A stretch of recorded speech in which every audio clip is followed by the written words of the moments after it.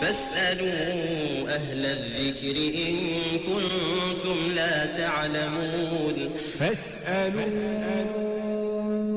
أهل الذكر إن كنتم لا تعلمون. بسم الله الرحمن الرحيم. الحمد لله رب العالمين، والصلاة والسلام على أشرف الأنبياء وإمام المرسلين نبينا محمد وعلى آله وأصحابه أجمعين. أما بعد, Assalamu alaikum wa rahmatullahi wa barakatuh. Très chers frères et sœurs téléspectateurs dans la foi, nous demandons à Allah le Très-Haut de nous faciliter, de vous faciliter, de veiller sur nous, de verser sa grâce ainsi que sa miséricorde sur nous. Nous attestons de la perfection d'Allah le Très-Haut et de son droit exclusif à l'adoration. Nous attestons également de l'apostolat de notre messager, le bien-aimé Muhammad sallallahu alayhi wa sallam. Allah le Très-Haut l'a envoyé en guise d'annonciateur et d'avertisseur. Que le salut et la bénédiction d'Allah lui soient accordés ainsi qu'à sa noble famille, ses illustres compagnons et surtout ceux qui ont suivi son chemin jusqu'au jour de la rétribution. Très chers frères et sœurs dans la foi, nous sommes le mercredi aujourd'hui dans notre émission Allo Ustaz. Donc vous êtes en direct. Nous sommes là, Inch'Allah, tout simplement, nous essayons de vous soulager en ce qui concerne la pratique de l'islam dans vos vies quotidiennes. C'est-à-dire, c'est une émission qui est là simplement pour donner des réponses à vos préoccupations, c'est-à-dire lorsque vous avez des questions en ce qui concerne la pratique de l'islam. Donc si vous avez des soucis, des problèmes dans vos vies, dans la famille, dans la société, dans le travail, ainsi de suite. Vous avez les problèmes, vous ne savez pas quoi faire en ce qui concerne, c'est-à-dire la pratique de l'islam, comme je disais tantôt. Donc vous posez, Inch'Allah, des questions et nous, selon la possibilité, selon la facilité qu'Allah va nous faciliter, selon la possibilité qu'Allah va nous donner, on va, Inch'Allah, de vous éclairer, Inch'Allah, selon nos moyens que nous possédons, selon nos capacités que nous avons. À la mesure de nos capacités, Allah connaît nos intentions, car nous n'avons pas la science générale, c'est-à-dire on ne peut pas répondre à toutes les questions, on ne peut pas traiter tous les sujets, mais selon, Inch'Allah, la possibilité qu'Allah va nous faciliter, donc nous allons essayer, Inch'Allah, nous essayons de vous donner, Inch'Allah, des réponses concrètes à vos préoccupations. Comme d'habitude, Inch'Allah, notre technicien, tout de suite là, il va faire apparaître les numéros sur le petit écran, à savoir les 06 39 39 38, ça c'est pour les WhatsApp, uniquement, nous répondons uniquement pour les WhatsApp. Les 06 39 39 38, ça c'est uniquement, et je répète encore, uniquement pour les WhatsApp. Les 88 17, maintenant là, vous appelez direct, donc vous, tout simplement, vous prenez votre téléphone, vous composez les 88 17, ça sonne ici et nous allons les décrocher, Inch'Allah, et vous répondre. Car cela ne tienne, nous avons toujours des questions qui viennent avant, donc nous allons essayer de les traiter d'abord avant de recevoir les intervenants. Donc nous avons un frère qui s'appelle Ibrahim. Il a posé la question à savoir, est-il permis dans l'islam de faire les maraboutages, ou bien les maraboutages est-il permis islamiquement? D'abord, nous allons ici de faire une petite parenthèse en ce qui concerne ce mot, la maraboutage. Le maraboutage, c'est un mot sacré, mais seulement les gens l'utilisent dans le mauvais sens. Lorsqu'on entend parler le mot maraboutage ou bien marabout, donc c'est un mot sacré. Quand je dis mot sacré, pourquoi? Parce que c'est un éducateur, quelqu'un qui éduque les enfants, quelqu'un qui enseigne les enfants. Donc il fait un travail noble. Un éducateur, quelqu'un qui éduque les enfants, surtout de la façon islamique, surtout il fait apprendre les enfants le Coran, la parole sacrée d'Allah, donc c'est-à-dire il fait un travail noble. Donc ces mots-là, dans son sens linguistique comme ça, marabout, mourabbi, quelqu'un qui éduque les enfants, c'est un bon mot. Maintenant, les gens ont pris ces mots-là et on utilise maintenant dans les mauvais sens. Quand on entend tout de suite le maraboutage, c'est que les gens ils font les fétiches, ils font les maraboutages, les nganganga, les charlatanismes, ainsi de suite. Donc, il y a beaucoup de choses qui se passent derrière ça. Donc, si dans ces sens-là, être marabout, c'est-à-dire consulter les gens viendront te voir, ils ont des soucis, ils ont des problèmes, donc toi tu les consultes, tu les dis ceci, tu les dis cela, de faire les sacrifices par là, de faire les sacrifices par ici, il faut au milieu de la nuit, on va à la mer, tu vas te laver, il faut amener les moutons blancs, les moutons noirs, les coqs rouges, ainsi de suite. Ça c'est des fétiches. Ça là, l'islam déconseille ça, et la gravité de ça risque d'amener la personne vers quoi? Vers le polythéisme. Ça risque d'amener la personne vers le polythéisme, qu'Allah nous en protège.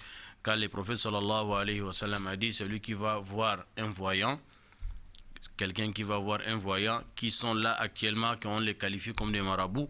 Donc quand tu parles les voir, si vous avez une croyance en ce qu'ils vont te dire, donc là, si tu n'as pas la croyance, tantôt ce que je voulais dire, si vous ne croyez pas, vous partez les voir, mais vous ne croyez pas en eux, donc 40 jours, vous n'avez pas la prière. Donc vous voyez la gravité de cette chose-là. Ceux qui partent chez les marabouts, ils ont des problèmes, ils ont des soucis dans le travail, ils veulent une promotion, ils veulent ceci, ils veulent cela, ils veulent effectuer un voyage, il ne sait pas qu'est-ce qui va lui arriver, il dit bon, il faut que je vais aller consulter mon marabout, qu'est-ce que le marabout va me dire, est-ce que le voyage est profitable pour moi ou bien il est bénéfique pour moi ou non. Donc si vous croyez en ce qu'il va dire, en ce qu'il va vous dire, donc 40 jours, si vous croyez en ça, donc vous êtes sorti de l'islam. C'est le prophète sallallahu alayhi wa sallam, il a dit إذا صدقه فقد كفر بما أنزل على محمد وإن لم يصدقه فلا تقبل منه 40 صلاة. Donc si vous ne croyez pas en ce qu'il va vous dire, 40 jours vous n'avez pas la prière. Allah n'accepte pas la prière que vous allez faire pendant 40 jours. Mais si vous croyez en lui, tout ce qu'il va vous dire, si vous croyez en ça, donc mettez-vous dans la tête, le prophète sallallahu alayhi wa sallam, il a dit, vous êtes sortis de l'islam, qu'Allah nous en protège. Donc, maraboutage, dans le sens que je viens d'expliquer, c'est pas permis, ça c'est le charlatanisme, ça c'est le fétichisme, et tout ça, l'islam déconseille ça, car ça amène la personne vers le polythéisme, qu'Allah nous en protège. Un autre frère, il s'appelle Abdallah, il demande quel doua pour quelqu'un qui a trop de problèmes, c'est-à-dire quelqu'un qui passe les moments difficiles, il est dans une situation difficile, quel est le doua que la personne peut formuler afin qu'Allah va lui faciliter la vie. Le prophète sallallahu alayhi wa sallam, il nous a enseigné, donc toujours nous avons l'habitude de rappeler à nos téléspectateurs, les sœurs ainsi que les frères, l'islam est presque complet, l'islam est complet. Sauf si on ne cherche pas à voir, on ne cherche pas à comprendre, on ne cherche pas à apprendre. Donc, en tout cas, en ce qui concerne la pratique, le prophète sallallahu alayhi wa sallam, il lui-même l'a dit, il a dit, il n'y a pas un bien, il n'y a pas un bien pour la communauté, pour l'humanité, que je n'ai pas annoncé avant de partir. Donc, c'est-à-dire, tous les biens, il nous a déjà parachevé ça. Il n'y a pas un mal aussi, il ne nous a pas averti. Donc, tous les mal, il nous a averti en ce qui concerne les mal.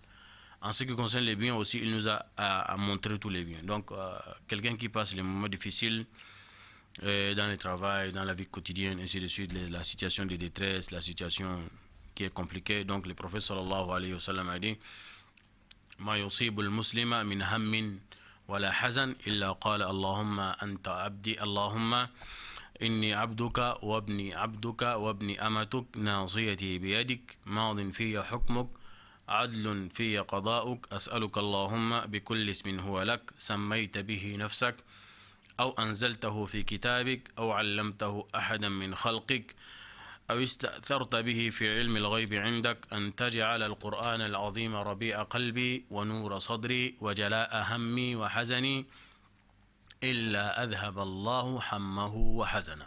C'est comme ça que le prophète sallallahu alayhi wa sallam a dit. Quand vous passez les moments difficiles, il a dit quand les temps sont difficiles pour vous, vous avez une situation catastrophique devant vous, vous passez les moments difficiles, vous êtes dans une situation critique, détresse, ainsi de suite, les soucis, et tout ça là, le prophète sallallahu alayhi wa sallam, il a dit, vous adressez à Allah cette invocation en disant Allahumma inni abduk, oh Allah, je suis ton serviteur. Oh Allah, je suis ton serviteur, le fils de ton serviteur, le fils de ta servante. ماضٍ في حكمك. Et donc tout ce que tu as décrété pour moi, je n'ai pas un autre échappatoire. Donc je me soumets à ta volonté. عدل في قضاءك. Tous les jugements que tu as fait sur moi, c'est équitable. أسألك بكل اسم هو لك. Je te demande vraiment par tes noms sublimes, par les plus beaux de tes noms. أسألك بكل اسم هو لك أنزلته في كتابك, le nom que toi-même tu t'es donné dans ton livre, أو أنزلته على أحد من خلقك, ou bien le nom que tu as enseigné à tes serviteurs. Donc je te demande par tes noms sublimes donc de me faciliter. Donc c'est comme ça que le prophète sallallahu alayhi wa sallam a dit. Donc la personne va dire ces genres d'invocation: ماضٍ في حكمك عدل في قضاءك أسألك اللهم بكل اسم هو لك أو أنزلته في كتابك أو علمته أحدا من خلقك أن تجعل القرآن العظيم ربيع قلبي ونور صدري وجلاء حزني وهمي وغمي وقائدي وسائقي إلى أعلى جناتك جنات النعيم إلا أذهب الله حمه. Donc quand tu vas dire ces genres d'invocation, Inch'Allah, Allah va te faciliter. Nous rappelons encore aux frères, les appels uniquement c'est dans les 88 17. Allô? Allô? Oui? Alaykoum assalam wa rahmatullah. Comment tu vas? Alhamdulillah. Hein? Ça fait longtemps? C'est qui? Bismillah, vous avez des questions?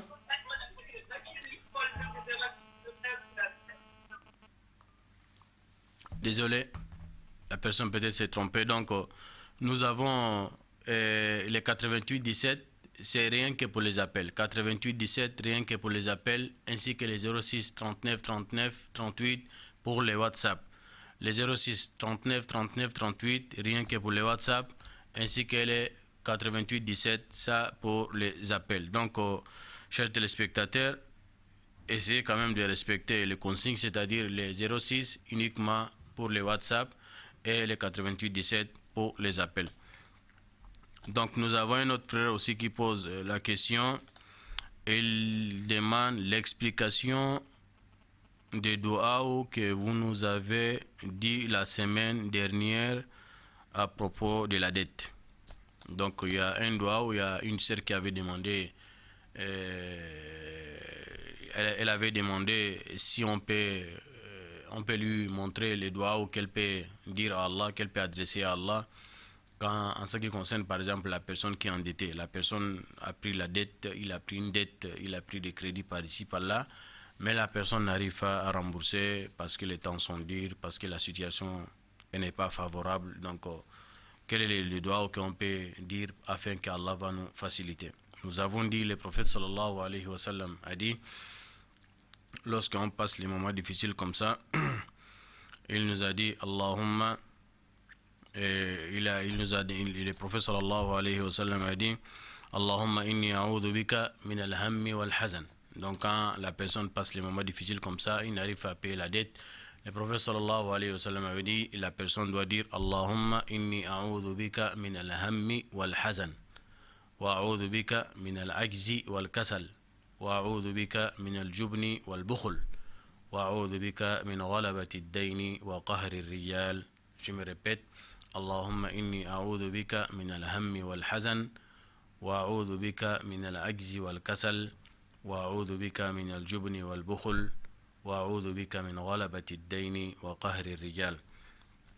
Donc le frère demande l'explication de ces doigts. Tout simplement la personne demande la protection à Allah.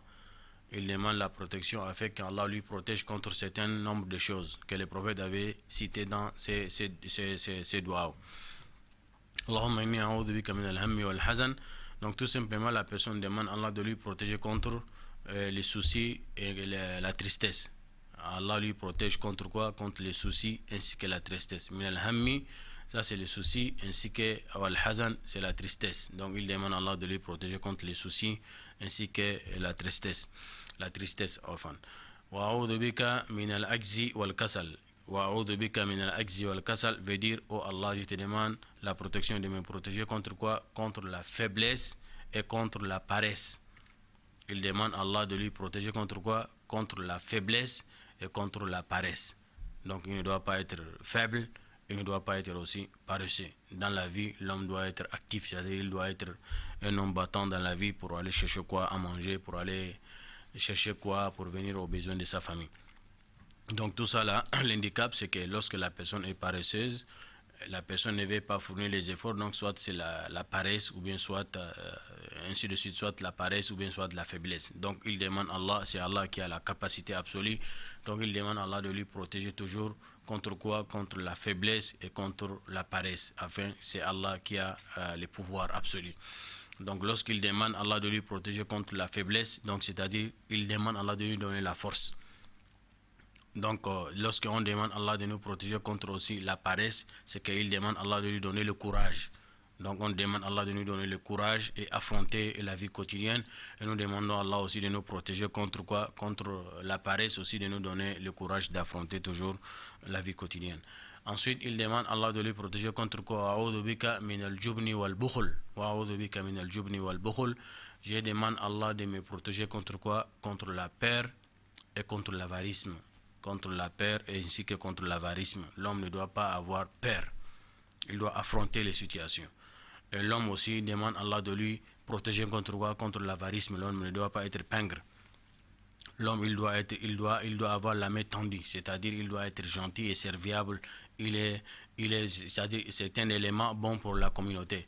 C'est la raison pour laquelle il demande à Allah de lui protéger contre les méfaits qui ne sont pas bons, les comportements qui ne sont pas dignes pour un bon musulman pratiquant. C'est-à-dire, c'est la raison pour laquelle il demande à Allah de lui protéger contre quoi? Min al-jubni wal-bukhul. Al-jubni et al-khawf. Donc il demande à Allah de lui protéger contre quoi? Contre la peur. Il doit être courageux. La situation, il doit affronter la situation. Il est difficile, il veut traiter un tel deal ou bien une telle affaire, mais il a peur, il hésite. Donc l'homme doit avoir le courage d'affronter la situation qui est devant lui. Il doit d'abord demander à Allah de les faciliter. Ensuite, maintenant, il affronte la situation. Donc on dit que qui ne risque rien n'a rien. Donc c'est la raison pour laquelle il demande à Allah de lui protéger contre la peur. Ainsi qu'il demande à Allah de lui protéger aussi contre l'avarisme. Il y en a qui gagnent, mais ils sont durs. La main là est fermée comme ça. Donc il demande à Allah de lui protéger contre quoi? Contre l'avarisme. Car l'avarisme, c'est pas un bon signe. L'avarisme, c'est pas bon dans l'islam. C'est déconseillé islamiquement. Donc il demande à Allah de lui éloigner contre l'avarisme. Ensuite, wa'udhu bika min ghalabati ad-dayni wa qahri ar-rijal. Donc je demande à Allah de me protéger contre quoi? Contre la faiblesse, ou bien je sais pas, il demande à Allah de lui protéger min ghalabati ad-dayn, c'est-à-dire il faut faire en sorte que la dette qui est en moi là ne doit pas me dépasser. Donc, lorsque vous demandez à Allah de vous protéger contre cette situation que nous avons expliquée, donc c'est-à-dire la dette devient rien devant toi. Tu as demandé à Allah la facilité. Tu as demandé à Allah de t'épargner, de te faciliter, de t'éloigner de tous les obstacles. Les obstacles tels que la peur, l'obstacle tel que la paresse, l'obstacle tel que la négligence, l'obstacle tel que la, je sais pas, la faiblesse, ainsi de suite. Tout ça là, tu as demandé à Allah. Allah a écarté maintenant dans ton chemin tous les obstacles. Donc, tout ce qui est devant toi, malgré la dette, elle est comment, donc il n'y a pas d'obstacle devant toi. Inch'Allah, lorsque tu es battant comme ça, Allah va te faciliter. Et même l'avarisme, tu as une dette, mais quand tu gagnes, tellement que tu es avare, tu ne veux pas t'en acquitter de ta dette. Tout ça là, c'est l'avarisme. On aime trop l'argent. Je dois quelqu'un, mais j'ai l'argent. Pour lui donner, quand je vois l'argent là, pour lui donner, je vois que c'est comme si une perte, alors que c'est une dette sur toi. Tu dois donner, parce que quand on ne donne pas, on est avare. Si tu n'as pas, c'est autre chose, mais tu as, il faut donner. C'est la raison pour laquelle tu demandes à Allah de te protéger contre quoi? Contre l'avarisme. Ce qui n'est pas à toi, il faut rendre. Donc lorsque tu as demandé à Allah de t'écarter de tous ces obstacles-là, donc ensuite, maintenant, la dette, là, même si elle est grande comment, elle devient facile devant toi. Car c'est Allah qui va te faciliter et tu as demandé à Allah cette facilité-là. Donc, afin que la dette-là ne doit pas lourde pour moi, ne doit pas être lourde pour moi, sur moi. Donc, parce que tu as demandé à Allah de t'écarter tous ces obstacles-là. Afin que je ne dois pas m'humilier, afin que les gens ne doivent pas me négliger, les gens ne doivent pas m'opprimer, ou bien les gens ne doivent pas, par exemple, me minimiser, ainsi de suite. Les gens ne doivent pas me prendre comme un ridicule. Alors moi, je suis crédible. Donc voilà, en un mot, selon notre possibilité, nous avons expliqué les doigts que nous avons expliqué la fois dernière pour quelqu'un qui est endetté, et la personne a la volonté, la personne est sincère En ce qui concerne la dette qu'il a pris, il veut rembourser, mais tout simplement les temps qui sont impédits. Car le prophète sallallahu alayhi wa sallam, il a dit, la personne qui prend une dette, mais il a l'intention, il a une bonne intention de rembourser, donc certainement Allah va lui faciliter pour rembourser sa dette. Mais si vous avez une intention qui n'est pas bonne, vous avez une intention, mauvaise intention, vous partez, vous demandez le crédit par ici, vous demandez le crédit par là, mais vous avez une sale intention en vous, vous prenez, mais dans l'intention de ne pas rembourser. Donc le prophète sallallahu alayhi wa sallam, il a dit, il faut savoir qu'Allah ne vous facilite pas de rembourser. Et nous savons la gravité de la dette, c'est pas bon islamiquement. Le frère Ibrahim, il pose encore la question pour savoir, il est arrivé à la mosquée en retard le matin, c'est-à-dire l'après du matin, et il a trouvé l'imam est déjà dans la prière. Qu'est-ce qu'il doit faire? C'est le frère Zaïd, pardon, le frère Zaïd des apostrophes. Zaïd apostrophe. Donc il est rentré à la mosquée le matin, il est venu à la mosquée en retard, et il a trouvé que l'imam est déjà dans la prière avec les fidèles. Qu'est-ce qu'il doit faire? Donc on comprend tout de suite là, c'est est-ce qu'il veut qu'est-ce qu'il voulait dire? C'est pour prier d'abord les 2 rak'at du matin là, ou bien c'est pour se joindre avec l'imam directement dans la prière? Allô? Alaykoum salam wa rahmatullah. Comment ça va? Alhamdulillah, c'est qui? C'est votre frère Mohamed Younous depuis l'université. Vous avez des questions? Oui, j'ai une question. Bismillah. Ouais, on a un frère là, et il est musulman. Bon, il est musulman en fait. Et puis là, il ne prie pas. Mais il se réclame de l'islam, quoi. Bon, maintenant, si la personne réellement décède, est-ce qu'on peut prier sur ce genre de corps? Un musulman qui ne prie pas. Oui. Il est musulman de souche ou bien un musulman converti? C'est un converti. Il est converti à longtemps? Oui, il y a longtemps. Ok, c'est tout ou bien une autre question? C'est tout, c'est tout. Inch'Allah, vous allez écouter la réponse. Ok. Merci, salam alaikum. Donc, nous sommes là en train de donner la réponse pour le frère Zaïd d'apostrophe. Donc, il est rentré à la mosquée le matin, il a trouvé l'imam est déjà dans la prière. Est-ce qu'il va prier d'abord le rak'atayn qabl al-fajr ou bien il se joint directement avec l'imam pour faire la prière du matin? Donc, la voie qui est juste, il rentre directement avec l'imam dans la prière. C'est-à-dire, dès qu'il rentre à la mosquée le matin, qu'il soit le matin ou autre. Mais ici, précisément, parce qu'il a posé la question pour la prière du matin, nous savons les 2 rak'at avant la prière du matin, le prophète sallallahu alayhi wa sallam, il a dit, elle vaut mieux que tous ces bas mondes et ce que ces bas mondes contiennent. Donc, c'est-à-dire la grandeur ou bien les récompenses de ces 2 rak'at-là sont énormes. C'est à cause de ça que beaucoup parmi nous, les frères musulmans, ne veulent pas rater ces 2 prières pour ne pas rater ces privilèges. Donc quand on rentre dans la mosquée comme ça, on trouve imam est déjà dans la prière avec les fidèles. Donc nous rentrons directement avec imam dans la prière. Maintenant après, quand imam aura fini la prière du matin, donc on se met debout, on peut rembourser cette prière-là, elle est remboursable. Le preuve en est que le prophète sallallahu alayhi wa sallam d'abord, pour dire qu'il ne doit pas prier ces 2 rak'at-là, il rentre directement avec imam d'abord. Et le prophète sallallahu alayhi wa sallam, nous allons répondre aussi à ces frères-là. Alors? Oui, imam. Naam. Oui, vous n'avez pas encore donné la réponse. En fait, vous êtes à la télé? Je suis directement à la télé, Naam. Je suis entré dans l'émission. Je crois que vous êtes Excusez-moi, je suis à l'université, je ne suis pas devant la télé. Ok, désolé, donc il faut déjà allumer la télévision. Je suis en train de donner les réponses directes. Naam. Donc, le prophète sallallahu alayhi wa sallam, il avait dit, lorsqu'on célèbre déjà une prière obligatoire, il n'y a pas une autre prière si ce n'est que celle-là. Donc quand vous rentrez dans la mosquée, peu importe le temps, peu importe la prière que l'imam effectue, donc quand vous rentrez dans la mosquée, vous trouvez l'imam est déjà debout dans la prière, donc ne faites pas une prière surrogatoire, une prière facultative. Rentrez directement avec l'imam. La prière du matin, la prière de Isha, n'importe quelle prière, on rentre directement avec l'imam quand l'imam il est déjà debout dans la prière. Maintenant quand on rentre, l'imam n'est pas encore debout, ça il n'y a pas de problème, on peut prier quelques rak'at, il n'y a pas de problème. C'est la raison pour laquelle ça nous amène à dire, quand on rentre dans la mosquée, le matin, on trouve l'imam est déjà debout, on rentre directement avec l'imam dans la prière, sans avoir effectué d'abord les 2 avant la prière du matin. Là.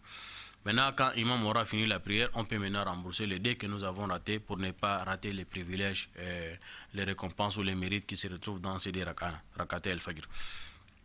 Les preuves qui nous amènent à dire maintenant ces 2 rakas sont remboursables.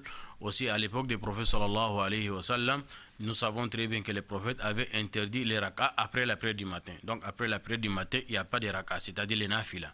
Après la prière du matin, quand on finit la prière du matin, ou bien la prière de Asr, il avait dit il n'y a pas de nafila. Ni la prière du matin, ni la prière de Asr. Après, quand on effectue la prière du matin, ou bien la prière de Asr, la prière de Asr c'est discutable. Il n'y a pas de problème. Mais la prière du matin, le prophète sallallahu alayhi wa sallam, il a interdit complètement que nous ne devons pas amener les rak'ah après la prière du matin jusqu'à ce que le soleil s'élève à la longueur d'une lancée, en fait, à la longueur par 10, 15, 20 minutes comme ça. Donc, mais les preuves qui nous amènent à dire que les 2 rak'ah du matin, là, lorsque nous les manquons, nous les ratons, donc on peut les rembourser juste après la prière du matin. C'est une exception. À l'époque du prophète sallallahu alayhi wa sallam, il y avait une personne aussi, il avait la même situation, il avait raté les 2 prières du matin. Là, il est rentré à la mosquée, il a trouvé le prophète est déjà dans la prière. Il est rentré directement avec le prophète sallallahu alayhi wa sallam dans la prière du matin. Quand le prophète avait fini la prière, lui, il a remboursé ce qu'il a manqué. Après, il se met debout pour amener maintenant les 2 rak'ah que lui, il avait raté les 2 rak'ah du matin. Le prophète l'a rapproché après savoir prier. Le prophète l'a appelé, il a dit mais tu sais qu'après la prière du matin il n'y a pas de rak'ah, mais pourquoi tu pries? Il a dit non, ça c'est les 2 rak'ah que j'avais habitude d'amener, les 2 rak'ah du matin là, j'avais l'habitude d'amener, mais je l'ai manqué parce que je suis venu à la mosquée, je vous ai trouvé que vous étiez déjà dans la prière. C'est la raison pour laquelle je suis en train de les rembourser. Le prophète l'a approuvé, c'est-à-dire le prophète l'a admis. Donc ces 2 rak'ah là sont remboursables même après la prière du matin. Et ça là, ça nous amène à dire, si par conséquent la personne, le sommeil l'a emporté, si le sommeil vous a emporté, et ça c'est humain, pas volontaire, la personne qui est dormie, donc il était emporté par le sommeil, il s'est réveillé par exemple même à 10h ou à 8h, donc avant de prier le matin même, il doit d'abord amener les 2 rak'ah là. C'est ça la sunna de notre prophète sallallahu alayhi wa sallam. Le prophète sallallahu alayhi wa sallam, un jour il venait d'un voyage de Khaybar. Il y a une ville à côté de Médine, le prophète allait faire l'expédition de cette ville-là. Et maintenant, en retour, ils sont dormis dans une vallée. Donc, le sommeil les a emportés. Ils se sont réveillés jusqu'à ce que le soleil est déjà debout. Le soleil est déjà levé. Et donc, c'est ainsi que le prophète sallallahu alayhi wa sallam avait autorisé Bilal de faire le adhan.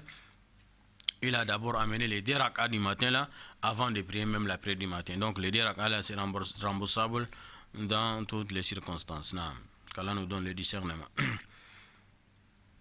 Les frères ici, ils demandent comment faire sortir la zakat d'une personne qui fait épargner l'argent de côté. Ça soit une personne fonctionnaire qui touche l'argent chaque fin de mois, ou bien ça peut être un commerçant qui épargne l'argent de côté. Bon, quand l'année arrive, comment la personne va faire sortir la zakat? Tout simplement la question du frère. Nous allons prendre aussi ce frère-là. Allô? Allô? Assalamu alaikum. Alaykum salam wa rahmatullah. Si ton mari te pose une question, si ton mari te fait les enfants dehors, comment il t'amène les enfants à la maison? Comment ton mari fait quoi? Si ton mari te fait les enfants dehors, il t'amène les enfants à la maison. Si tu prends les enfants, c'est le problème. Oui, maintenant la question c'est quoi? Qu'Allah nous facilite.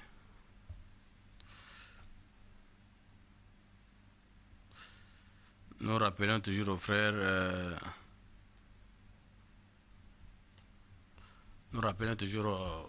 et sœurs, appelez seulement dans les 88-17.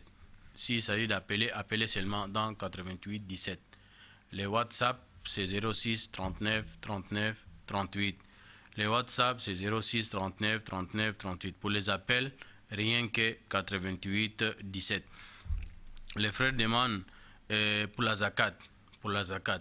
Donc, quelqu'un qui travaille, c'est un salarié, donc il touche son salaire chaque fin de mois, ou bien quelqu'un qui travaille, un commerçant, mais il épargne l'argent de côté. Quand l'année arrive, comment la personne va procéder pour faire sortir la zakat? La zakat, c'est un nombre de conditions. Pour ne pas tirer au long, donc il faut avoir au minimum des conditions là avec vous. Avant d'abord pour ne pas citer les autres côtés que tout le monde connaît, il faut être musulman, il faut être pibère, puis il faut avoir la raison. Ici, en ce qui concerne la zakat, ils ont dit même si la personne n'est pas piberbe, même si la personne n'est pas adulte, en ce qui concerne la zakat, donc nous devons, même si l'argent appartient à un enfant qui n'est pas atteint l'âge de la puberté, ou même la personne qui a perdu la raison, mais il a un argent, il a un moyen, un bien qui est en action quelque part, donc quand le moment de la zakat arrive, on doit faire sortir la zakat. Bien évidemment que parce que la personne est musulmane.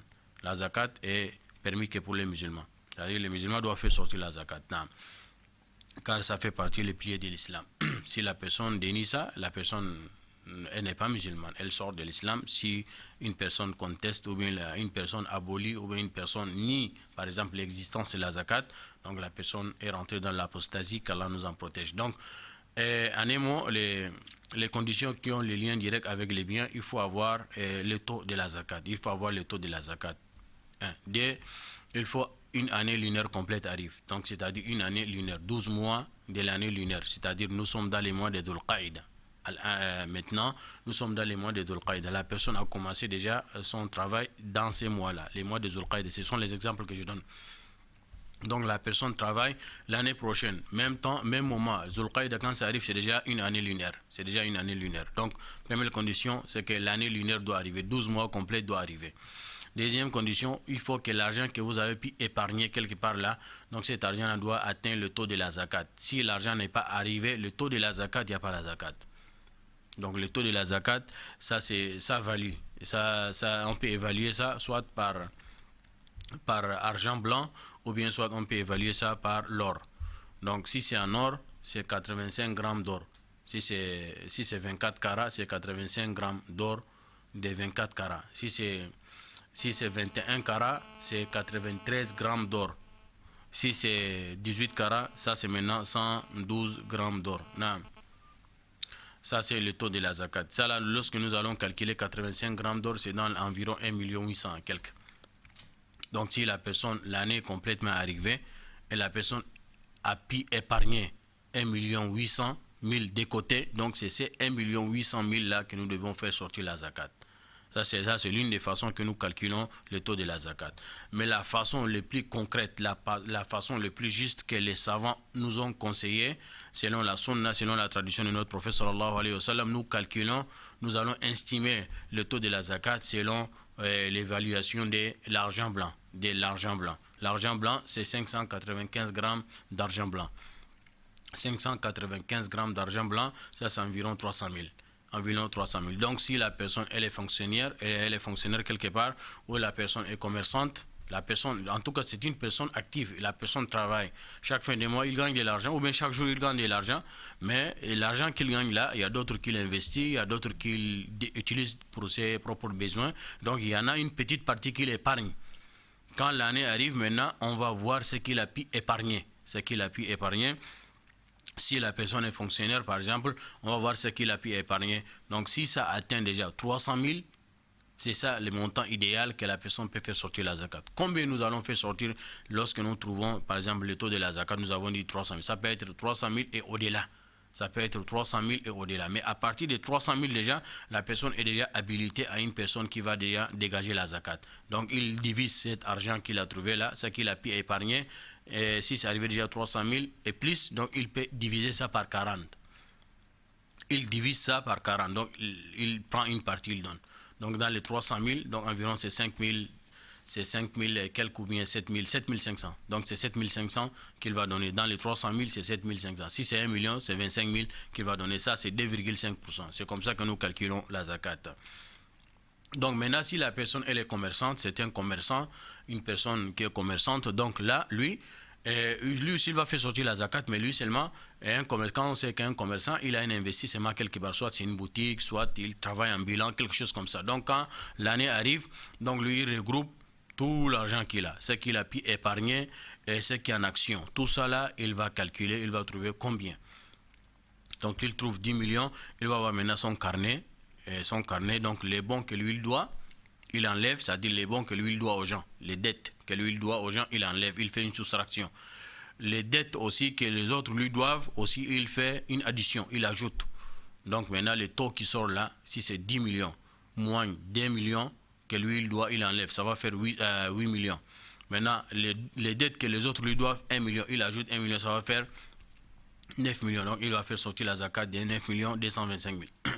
C'est 2,5%. C'est comme ça que nous procédons pour faire sortir la zakat. Allah Ta'ala alam. S'il veut avoir plus de détails, plus d'éclaircissements, car ici, nous ne pouvons pas donner les détails au maximum plus que ça parce que nous sommes en direct sur un plateau de télévision. Donc s'il veut les détails, il peut appeler ça en privé. Maintenant, on peut lui donner encore plus d'éclaircissements, plus de détails, Inch'Allah. La deuxième phase de sa question, est-il permis maintenant de transférer la zakat là, si la personne connaît déjà comment on fait sortir la zakat, est-il permis maintenant de transférer la zakat là d'un endroit à un autre endroit? C'est-à-dire, lui, il travaille ici au Gabon, Allah lui a facilité, il a trouvé beaucoup d'argent, il a fait sortir la zakat. La zakat qu'il a sorti, peut-être c'est 500 000. Exemple, la zakat seulement qu'il a fait sortir, c'est 500 000, c'est 1 million, c'est 200 000, c'est 100 000. Est-ce qu'il permet maintenant de transférer la zakat là dans un autre endroit, c'est-à-dire il a un parent, il a des parents au pays là-bas, il peut envoyer la zakat là-bas. Est-ce que c'est permis? La voie que nous allons vous dire, la zakat, lorsque Allah avait autorisé la zakat, c'est que nous pouvons enlever la zakat là où nous vivons. C'est ainsi que le prophète avait envoyé Muaz, quand il avait envoyé Muaz à Yaman, il avait autorisé Muaz de collecter la zakat des gens qui sont là-bas et distribuer à leurs pauvres. Alors, à Médine, nous savons très bien qu'il y avait les indigents, il y avait des gens dominés, il y avait les pauvres qui sont là. Donc, ils ont ce droit-là. Mais le prophète n'a pas demandé à Muaz de transférer la zakat là à Médine. Il avait dit, prends la zakat de les riches pour remettre ça à leurs pauvres. Vous travaillez, vous trouvez l'argent ici, vous faites sortir la zakat ici. C'est ça la voie qui est juste. Alors, non. Alaykoum salam. Bismillah, c'est qui? C'est qui? Dites le nom d'abord. Oui, c'est... Hein? Vous vous appelez comment? Je m'appelle Mahmoud Diawara. Bismillah. Votre question c'est quoi? Tu dois dans l'argent là, tu vas faire comment dans les zakats? Quand c'est 2 millions comme ça. Maintenant, tu dois les gens dedans. Donc tu vas faire comment les zakats? Tu dois combien? Dans les 2 millions que tu as trouvé là, tu dois combien dedans? Maintenant, tu dois comme 700 000 comme ça. Mais tu enlèves les 700 000 là, ça n'appartient pas à toi. Donc tu enlèves les 700 000 là, il reste 1 million 200, 1 million 300 000, n'est-ce pas? Maintenant, les 1 million 300 000, maintenant tu fais sortir la zakat. Oui, tu vas sortir combien? Bon, 1 million 300 000, tu divises ça par 40. 1 million, c'est 25 000. 300 000, c'est 7 500. Donc, en gros, ça fait 32 500. Ok, voilà. Les 1 million 300 000, c'est 32 500. C'est ça la zakat. Non. C'est bon? Oui, c'est bon, merci. Alaykoum salam. Donc voilà, la zakat, est-il permis, on transfère la zakat là d'un endroit à un autre endroit? Comme je vous ai expliqué, la voie qui est juste, c'est que lorsque nous trouvons la zakat, on travaille ici au Gabon, on a trouvé l'argent ici au Gabon, la zakat que nous sortons, nous donnons ça aux pauvres, aux ayants droit qui sont au Gabon. C'est ça la voie qui est juste, comme le prophète sallallahu alayhi wa sallam avait conseillé, donné les consignes à Muaz ibn Jabal. Imam Shafi'i, rahimahullah, lui il a dit, nous ne voyons pas dans cet hadith là, il y a une interdiction qui interdit les gens d'envoyer la zakat là d'un endroit à un autre endroit.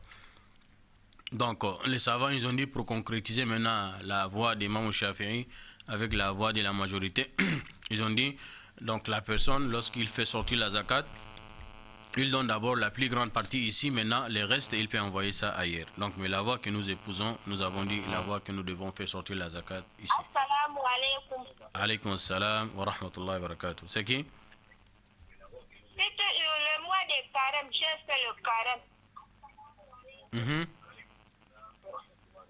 Avec mon mari n'a pas enlevé la zakat.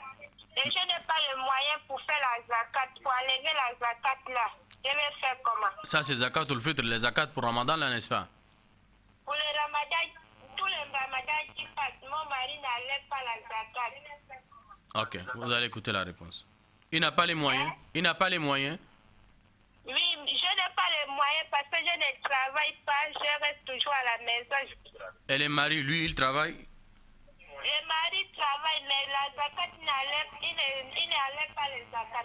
Il n'enlève pas pourquoi? On peut travailler, mais il n'a pas les moyens. Il n'a pas les moyens. Il n'a pas les moyens. il a quand même un peu les moyens parce qu'il travaille. Ok, vous allez écouter la réponse. Donc ici, nous avons dit donc transférer la zakat d'un endroit à un autre endroit. Au moins, si on fait sortir d'abord une partie ici, maintenant le reste, on peut transférer ça ailleurs, selon la voie d'Imam Shafi'i. Wallahu ta'ala ala wa alam. Ici, un autre frère, il s'appelle Abou Bakr, il demande le doua avant de dormir. Est-il permis de lire ces doua sur les enfants? Si les enfants sont petits, ils ne peuvent pas lire. Le doigt avant de dormir, le prophète sallallahu alayhi wa sallam nous a conseillé, nous a fortement conseillé lorsqu'on va venir dormir. Il nous a demandé d'abord de faire les ablutions. Quand on va venir, on va réunir les deux mains là. On va lire Surat al-Fatiha. S'il y a une possibilité, on les lit 3 fois. Et Al-Qalaqil, Qul a'udhu rabbil falaq, Qul a'udhu rabbin nas, Qul ya ayyuhal kafirun, Qul huwallahu ahad, Qul a'udhu rabbil falaq, Qul a'udhu rabbin nas 3 fois. Si nous avons une possibilité d'aller au-delà, on va lire Ayatul Kursi une fois. Si on peut aller au-delà, on va lire les 2 derniers versets de Surat al-Baqarah aussi une fois. Après maintenant, à chaque fois que nous lisons, nous soufflons dans la main là. On souffle comme ça, on souffle, on lit, on souffle, on lit, on souffle. Après on va dire Allahumma inni wajjahtu wajhi ilayk wa alja'tu dhahri ilayk raghbatan wa rahbatan ilayk. La malja wa la manja minka illa ilayk. Amantu bi kitabika alladhi anzalt wa bi nabiyyika alladhi arsalt. Donc voilà les doigts que le prophète sallallahu alayhi wa sallam nous a conseillé de dire ça. Après on frotte entièrement notre corps. On frotte complètement le corps. Ça c'est le doigt que nous lisons lorsque nous venons déjà sur les lits. Donc si nous avons les petits enfants qui ne peuvent pas lire, il n'est pas interdit que nous lisons à leur place et on frotte leur corps. Il n'est pas interdit. Qu'Allah nous donne le discernement. Et notre frère il demande est-il permis par exemple de faire le lavage de Janaba dans une grande bassine? Est-ce qu'on peut faire le lavage de Janaba dans une grande bassine? On prend une grande bassine comme ça, on remplit l'eau, on plonge dedans, on lave le lavage de Janaba. Non, c'est pas comme ça qu'on allait dire. Il a dit à manquement d'une douche chez soi, c'est-à-dire si lui n'a pas une douche chez lui, il peut prendre une bassine, il remplit l'eau, il plonge dedans, il rentre dedans, c'est-à-dire et il se lave, il fait le lavage de Janaba. Non, ce que le prophète faisait, il prend l'eau dans un récipient, il remplit l'eau, il lave la main bien propre, il lave les parties intimes bien propres. Maintenant, il prend l'eau, il verse sur le corps, mais il ne plonge pas, il ne rentre pas dedans dans la bassine. Non, il ne rentre pas dans la bassine. Si vous voulez faire comme le prophète l'a fait, donc vous mettez l'eau dans les récipients là, mais vous prenez l'eau, vous lavez d'abord la main, vous lavez les parties intimes, vous lavez côté droit, vous lavez côté gauche, comme d'habitude nous lavons le lavage de Janaba. Après, maintenant, on verse l'eau sur le corps, que de rentrer ou de plonger dedans dans la bassine. Non, qu'Allah nous donne le discernement. Ici, le frère de l'université, et Omar Bongo, il avait posé la question, un musulman converti, et quelques temps après, il délaisse la prière. Ça, c'est ça les manquements que nous avons ici au Gabon. On a beaucoup de frères qui se convertissent, mais nous n'avons pas des endroits ou bien des gens qui peuvent encadrer les nouveaux convertis. C'est ça le défaut. Quand les nouveaux convertis rentrent dans l'islam comme ça, il n'y a pas l'encadrement, il va laisser, il va abandonner. Il va abandonner. Donc quand on rentre, il faut avoir l'encadrement. S'il n'y a pas l'encadrement, il est facile que les gens vont désister. Il est facile que les gens vont désister. Donc, quand on se convertit, il faudra quand même, on doit faire le minimum, nous qui sommes là, les imams, les prédicateurs, ainsi de suite. On doit s'organiser pour encadrer les nouveaux convertis afin qu'ils vont embrasser l'islam, ils vont rester dedans là, ils ne vont pas rentrer et sortir. Quand on rentre, on sort, c'est-à-dire qu'il n'y a pas l'encadrement. Quelqu'un, la personne, elle est étrangère, donc il est rentré, il ne connaît pas, il faut l'encadrer. C'est la raison pour laquelle, des fois, les gens se désistent. Si cela est arrivé, nous pouvons encore récupérer la personne, on peut parler, on peut faire. Inch'Allah, que la personne peut revenir. Mais si la sentence est différente, c'est-à-dire la personne, elle est musulmane de souche, mais la personne délaisse complètement la prière, donc là, il est probable, la voix des Hanabila, ils ont dit la personne qui laisse la prière, la personne est sortie complètement de l'islam. Mais si la personne, elle est convertie, une personne qui est convertie, après, la personne a laissé la prière plusieurs années après, donc nous devons rapprocher de la personne, on lui parle, on lui dit, on lui exhorte. S'il refuse maintenant, donc on va dire tout de suite là que la personne est devenue kafir. Qu'Allah nous en protège, qu'Allah nous donne le discernement.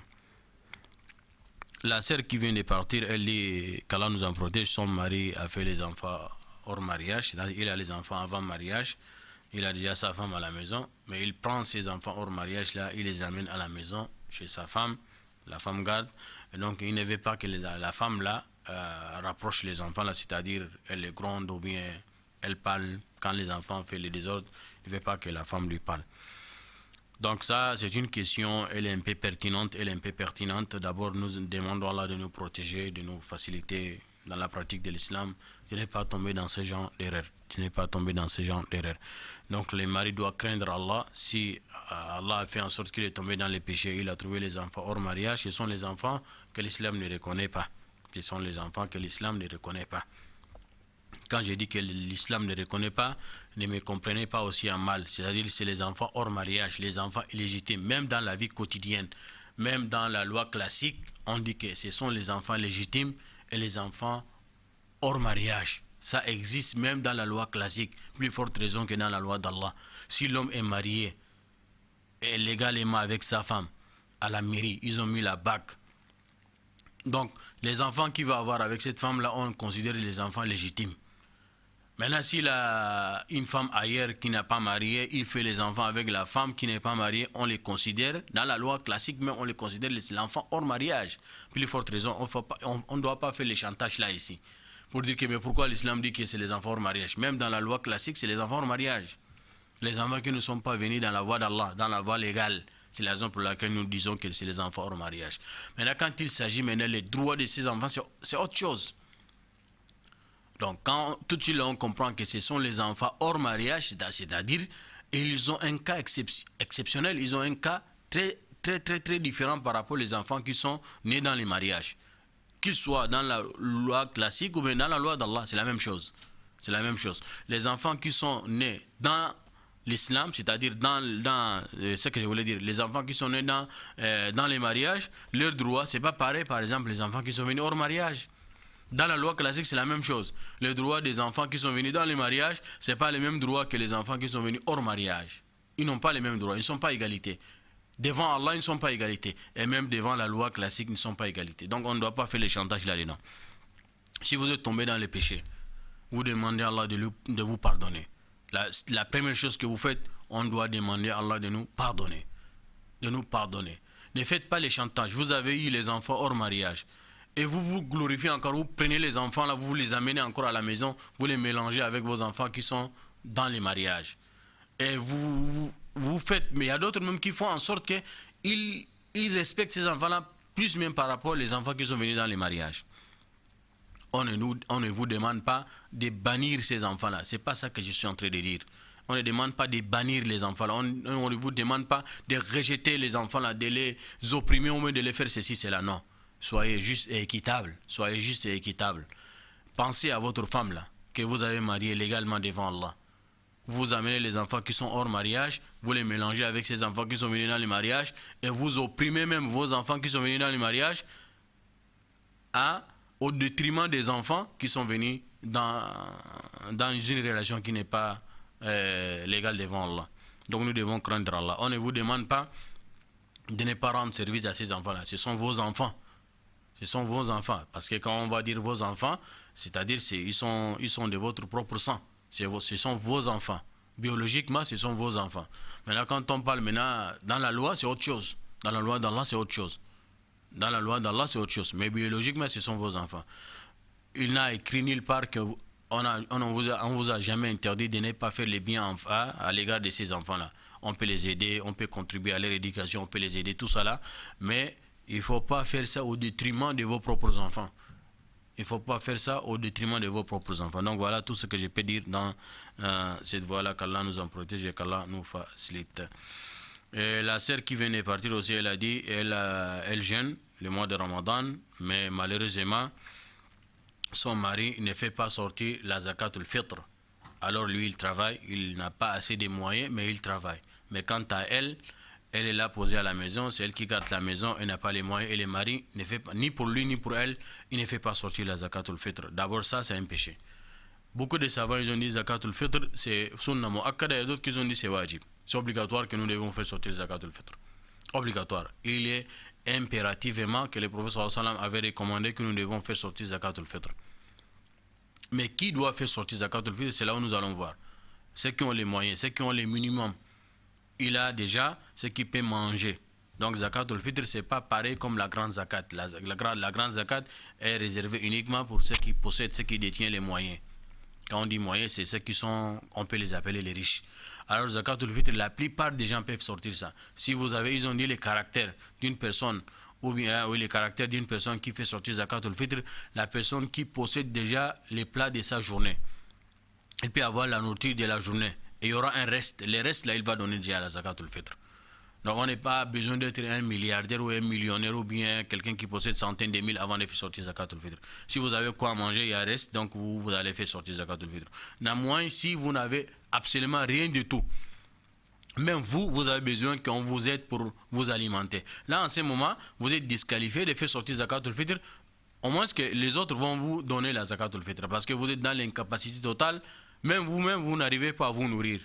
Donc, là, en ce moment, maintenant, c'est les autres qui vont vous donner zakatul fitr. Mais si toi, tu es le mari, tu travailles, donc il est obligatoire sur toi de faire sortir zakatul fitr pour toi, ainsi que pour ta femme, ainsi que tes enfants. Si tu ne fais pas ça, tu as fait un péché. Qu'Allah nous donne le discernement. Il y a un autre frère qui demande au stade, pendant le ramadan, nous prions à 5h15 dans notre mosquée.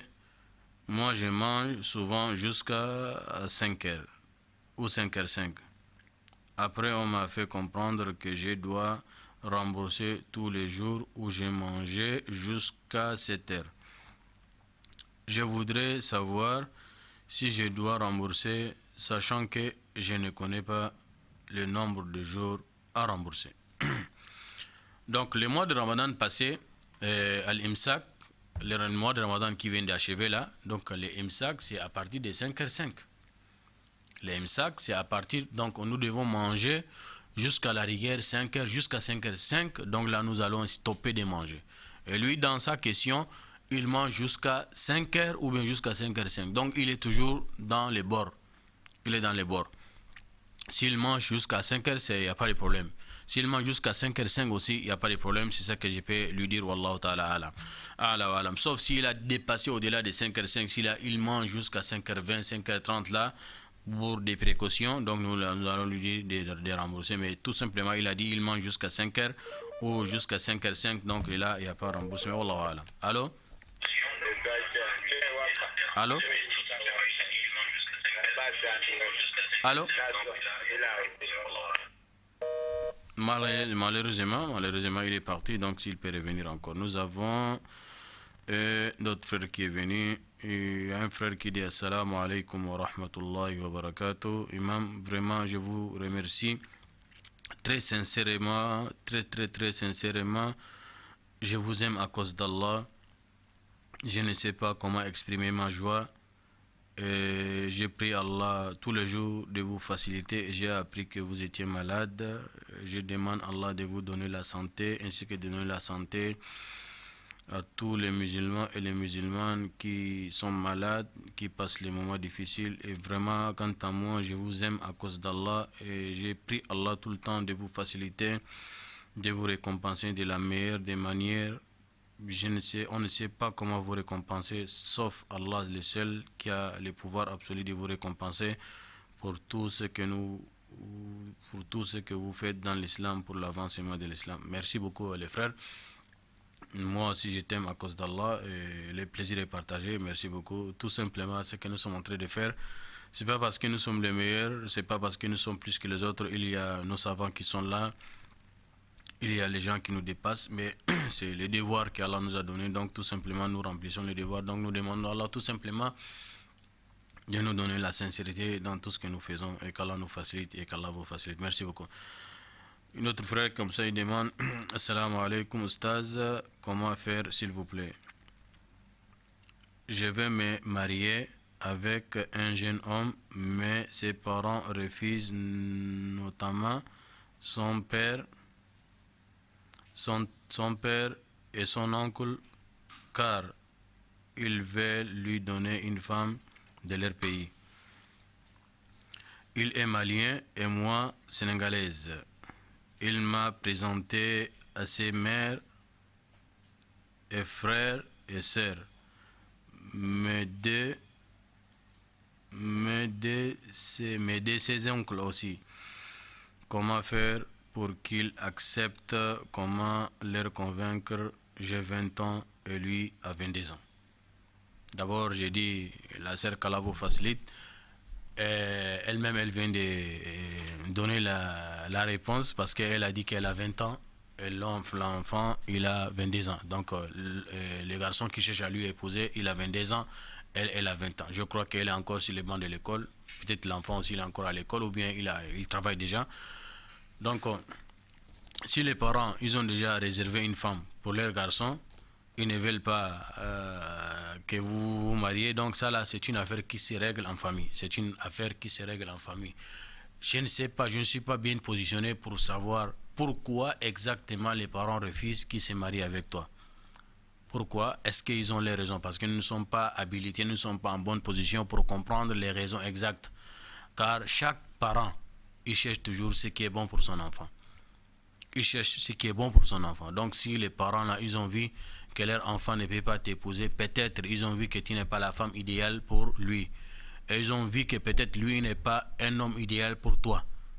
Il y a d'autres surtout, ils ont une tradition qu'on se marie en famille. Peut-être on l'a réservé la femme de son oncle, soit paternelle ou maternelle, ou bien tante maternelle ou paternelle. Donc voilà, il y a les gens qui se marient en famille. Donc tout ça là, il faut voir. Donc nous ne sommes pas bien positionnés pour donner la réponse concrète qui a fait en sorte que les parents en refusent que vous allez vous marier. Donc tout simplement, c'est la raison pour laquelle nous disons toujours aux gens, lorsque nous cherchons à prendre surtout les grandes décisions, nous devons d'abord consulter Allah. La prière de la consultation, salatul istikhara. Nous consultons Allah, nous demandons Allah dans cette prière-là, dans ce doigt-là, nous demandons Allah, car c'est Allah qui a la connaissance absolue, car c'est Allah qui a la capacité. Donc ce que nous voulons faire, si c'est bon, Allah n'a qu'à faire en sorte que la chose aboutisse. Mais si la chose que nous voulons faire, si ce n'est pas bon pour nous, dans Dunya et dans Akhira, nous demandons à Allah de nous éloigner et d'éloigner cette chose-là et de nous donner le bonheur là où se trouve. Donc, si Allah n'a pas facilité cette mariage, peut-être c'est pour ton bien. Et donc, voilà tout ce que je peux vous dire. Allahu Alam. Notre frère aussi, il pose la question, mais ça c'est en arabe. Il dit assalamu alaikum wa rahmatullahi wa barakatuh ya sheikh, jazakum Allahu khayran. هناك أغلب المصلين يقومون بالأخطاء في المساجد خصوصا في يوم الجمعة، فالإمام يخطب والناس هناك من يتكلم ومن يلعب في هاتفه. ألو ألو ألو ألو وعليكم السلام. بسم الله. malheureusement il est parti. Il a dit وهناك من يلعب في هاتفه ومن يأتي بلباس لا يليق للصلاة. أرجو أن تكثرون من النصائح والله المستعان. المقام لا يسمح لنا لنصيحة هؤلاء الإخوة ونسأل الله سبحانه وتعالى أن يهديهم ويهدينا جميعا. Le frère, il a demandé, il dit qu'Allah vous récompense de la meilleure des manières. Il a fait d'abord salam, il a dit qu'Allah vous récompense, qu'Allah nous récompense nous tous.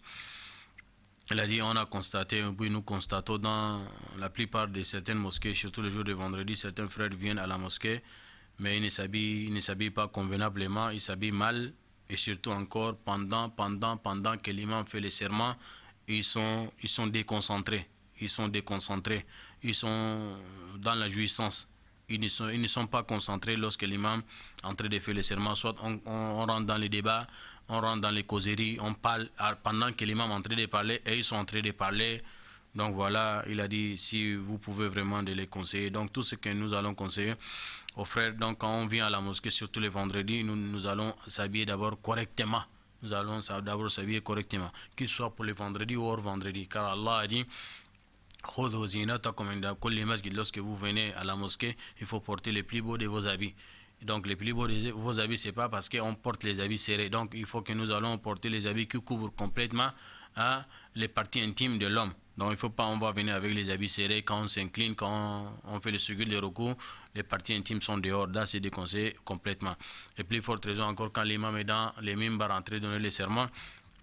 Quand vous parlez, donc sachez que vous avez gaspillé déjà les vendredis, comme le prophète sallallahu alayhi wa sallam a dit Man qala sih faqad lagha wa man lagha fala jum'ata lah. Donc Allah nous pardonne, qu'Allah nous facilite. Et à d'autres questions, il a dit assalamu alaykum wa rahmatullahi wa barakatuh. La bague de fiançailles ou bague d'alliance est-il permis en islam?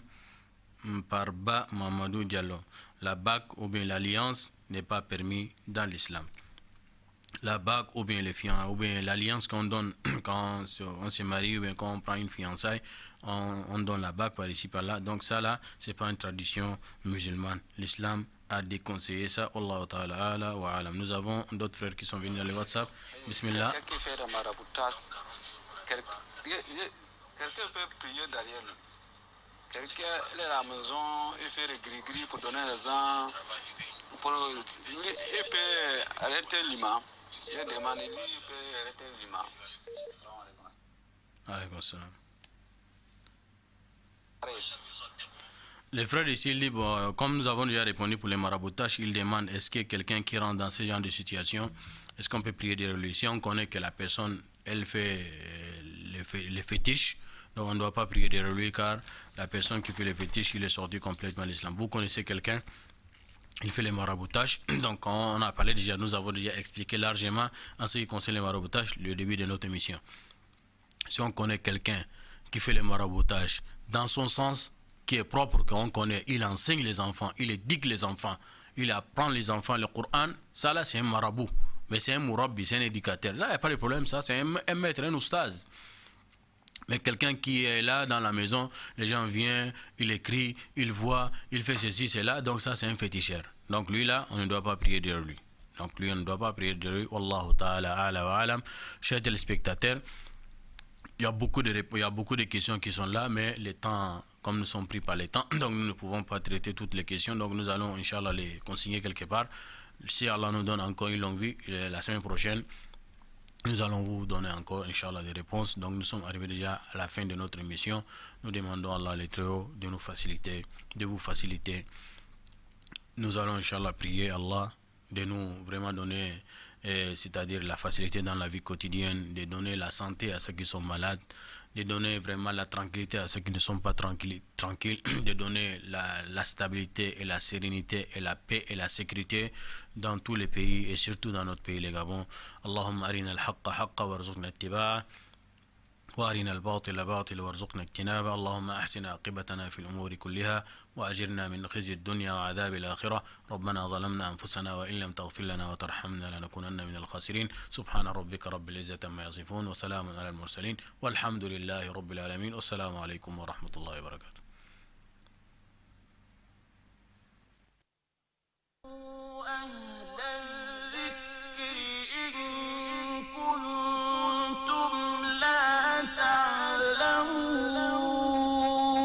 فاسألوا أهل الذكر إن كنتم لا تعلمون فاسألوا أهل الذكر إن كنتم لا تعلمون